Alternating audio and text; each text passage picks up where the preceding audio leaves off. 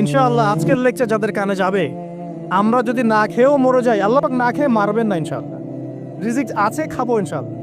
কিন্তু হয়তো বা অভাব হবে, টাকা পয়সা একটু কম হতে পারে, অন্যের 10 তলা ফ্ল্যাট হবে, আমার হবে না। ঠিক আছে, অন্যের এত বিঘা বিঘা জমি আমার হয়তো হবে না, কিন্তু ইনশাআল্লাহ তাআলা এই যে দুনিয়ার মুসাফিরের জীবনটা, এটা মুসাফিরের জীবন না? মুসাফিরের জীবনটা কেটেই যাবে ইনশাআল্লাহ। কাটবে না? যে কোনো ভাবেও কেটে তো যাবেই ইনশাআল্লাহ। এই যে পরকালের জীবনটা একটা চেতনার শক্তি, জানেন? দুনিয়াতে যত বাধা বিপত্তি আসুক, গাল মন্দ খান, গীবত তহমত খান, কষ্ট হোক, নির্যাতন হোক, একটা বিষয় মনের মধ্যে শান্তি দেয়। কি শান্তি?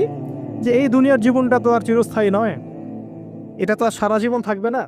ইনশাআল্লাহ এই অবস্থা আস্তে আস্তে পরিবর্তন হয়ে যাবে। ফাইন্না মাআল উসরি ইউসরা, পরকালে ইনশাআল্লাহ পাবো। দুনিয়াতে না পেলে কি হয়েছে, পরকালে পাবো ইনশাআল্লাহ। যুবক ভাই, এসব জেনা ছেড়ে দেন, আল্লাহ রাব্বুল আলামিন আপনার জন্য হুর রেখেছেন জান্নাত, ইনশাআল্লাহ পাবেন ইনশাআল্লাহ। এটা ছেড়ে দেন, সুদ ছেড়ে দেন, আল্লাহ পাক আপনার জন্য হাউজে কাউসার রাখছে ইনশাআল্লাহ।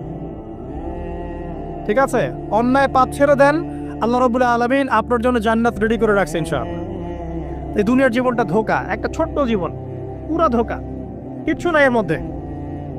আমার কথা শোনেন, এই দুনিয়ার জীবনে কিছুই নাই।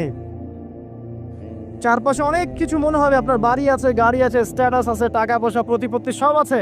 আদতে আপনি একা, আদতে আপনাকে একাই কবরে যাওয়া লাগবে, একাই আল্লাহর সাথে হিসেব নিকেশ দিতে হবে। কেউ নাই সাথে, আমাদের সাথে কেউ নাই। কিন্তু আপনি মনে করছেন যে সেলিব্রিটিজম বড়, আমি পলিটিক্যাল নেতা হয়েছি, আমাকে সবাই চেনে, আমি ইকোনমিক সেক্টরে লিড দেই, রাষ্ট্রকে লিড দেই, আমি ধর্মতাত্ত্বিক ক্ষেত্রে লিড দেই, আমাকে দেখলে মানুষ বাহবা দেয়, ইত্যাদি ইত্যাদি।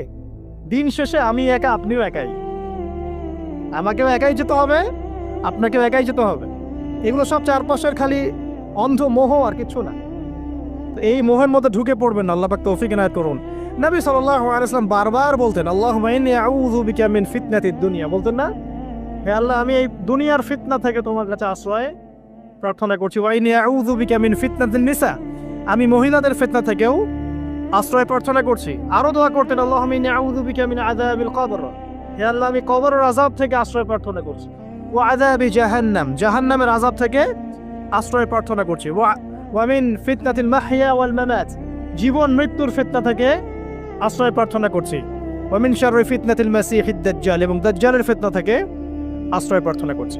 দাজ্জালে পরে আসবো ইনশাআল্লাহ। দাজ্জাল নিয়ে আলোচনা করলে আবার কিছু মানুষ খারাজি ট্যাগ লাগাই দিতে পারে, ওই জন্য এদিকে আমি এখন যাচ্ছি না। হ্যাঁ, সামনে আসি।